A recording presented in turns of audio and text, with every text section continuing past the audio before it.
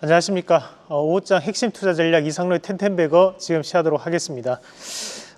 시장이 방향성이 없는 그런 시장입니다. 국내에 대한 모멘텀이 없다 보니까 이 해외 모멘텀에 좀 더 기댈 수밖에 없고, 또 해외 모멘텀 같은 경우는 엔비디아 실적을 좀 지켜보자는 심리가 좀 있다 보니까 옆으로 조금 횡보를 하는 그런 양상들이 좀 나타나고 있는데, 저희도 전일 무료 방송을 진행하면서 제가 현재 포트에 주식을 60% 그리고 현금을 40% 보유하고 있다는 말씀을 좀 드렸습니다.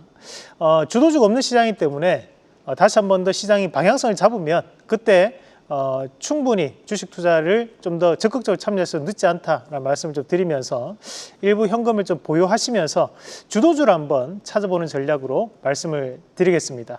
자, 오늘은 개별주 안에서 이 분야는 좀 더 이 엔비디아 관련된 부분의 이슈가 나올 수 있다라고 생각을 한 섹터가 있는데, 오늘 이제 PCB 관련된 기업들을 한번 말씀을 드리도록 하겠습니다.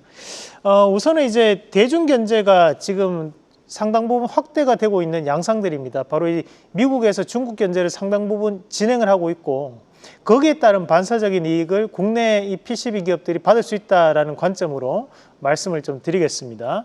자, 준비된 그림 한번 같이 보시면, 이제 우리가 일반적으로 글로벌 PCB 시장에 대한 점유율이라고 했을 때, 이제 이 PCB 시장은 사실 이제 단가가 크게 남는 산업은 아닙니다. 그렇다 보니까 철수하는 기업들도 많고, 대신에 그렇다 보니 우리가 이제 이 중국에 대한 비중이 상당히 높게 나타나는 것이 바로 이 PCB 시장에 대한 점유율입니다.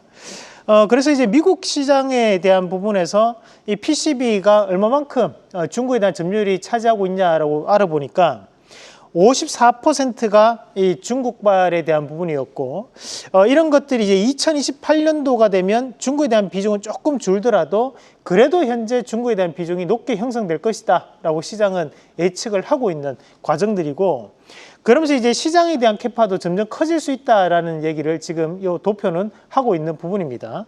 그러면 이제 우리가 여기에 따른 이제 PCB가 뭔가에 대한 부분을 다시 한번 접근을 좀 한번 해볼 필요가 있을 것 같은데, 우리가 이제 그 좁은 범위 안에서 이제 PCB라고 하면 모든 기판을 총칭하는 부분이라고 보시면 되고요.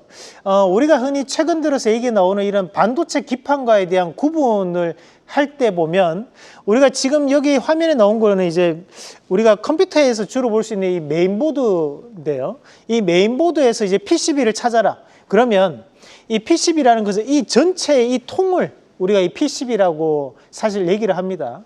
그러면 여기에 이제 칩이 하나하나씩 달려 있는데, 이런 칩에 달려 있는 부분 자체를 이제 우리가 거기에서 좀 더 작은 의미의 반도체 기판, IC 기판 이런 식으로 표현을 한다라고 보시면 되겠고, 그러나 이 PCB라는 것은 전체를 총칭하는 좀 더 광범위한 부분에 대한 기판이라는 의미를 가지고 있다고 보시면 되겠고요.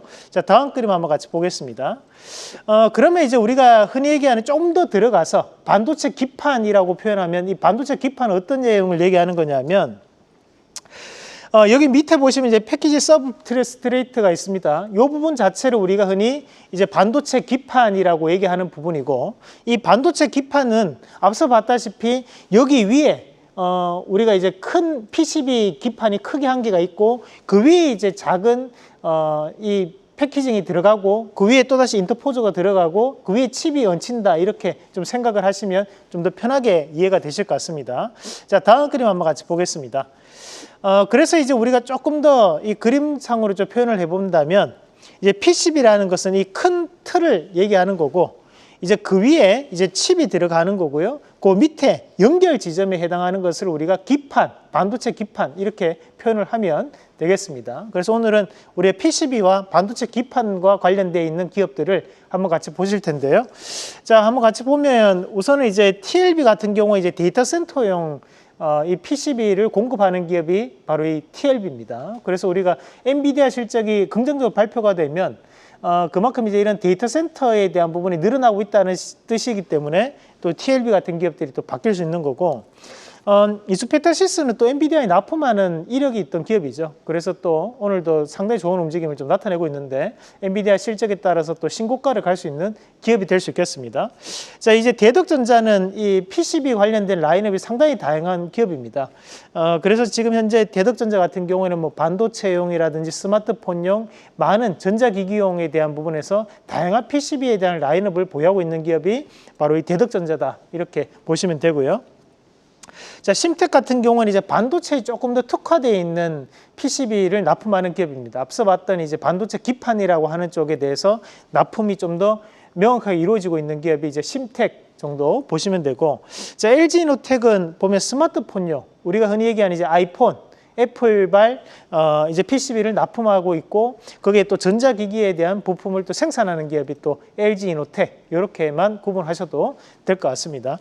자, 오늘 탑픽을 보기 앞서 가지고 지난 시간에 했던 종목부터 예스하고 넘어가면 오늘 조선주들이 상당 부분 강세를 좀 보이는 모습들이었는데, 저희가 이제 7월 31일 날 태광을 말씀드렸고 8월 18일 날 1승을 말씀을 드렸습니다. 조선 기자재도 눈여겨봐야 된다라고 말씀을 드리면서 태광이 오늘까지 보니까 한 15% 이상 또 오르는 모습이고, 1승은 오늘 또 신고가를 가면 28%가 단기간에 또 올랐는데요.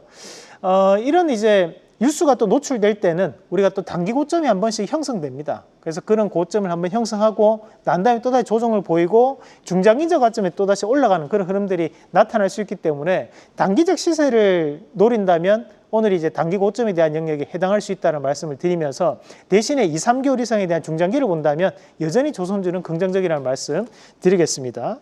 자, 그리고 이제 DIC를 우리가 이제 8월 25일 날 말씀을 드렸습니다. 그리고 이제 단기적으로 그 다음날 곧장 급등하는 양상들이 좀 나타났는데, 여전히 뭐 DIC 같은 경우에도 충분히 추가적인 상승 가능성을 좀 높게 판단하면서 보도록 하고요. 자, 오늘 탑픽, 저는 이제 오늘 TLB 말씀을 드리겠습니다. 자, TLB가 현재 데이터 센터용 SSD에 들어가는 또 PCB 납품하고 있는 기업입니다. 그래서 충분히 실질적인 성과를 볼 수 있는 기업이라고 보고 1차적인 목표가는 32,000원, 그리고 손절가는 26,900원 제시해 드리겠습니다. 계속해서 다양한 경제 이슈를 알고 싶다면 구독과 좋아요, 알림 설정 부탁드립니다.